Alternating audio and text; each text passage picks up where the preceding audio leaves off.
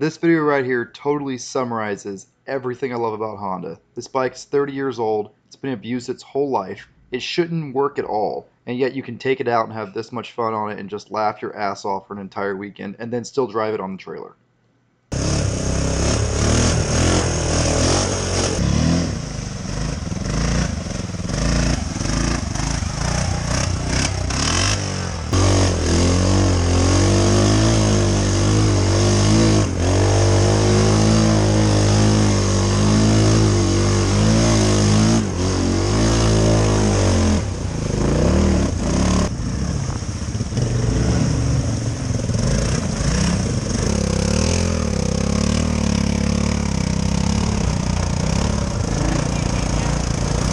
Oh, yeah.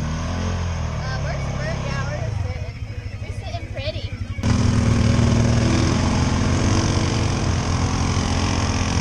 That thing is freaking strong.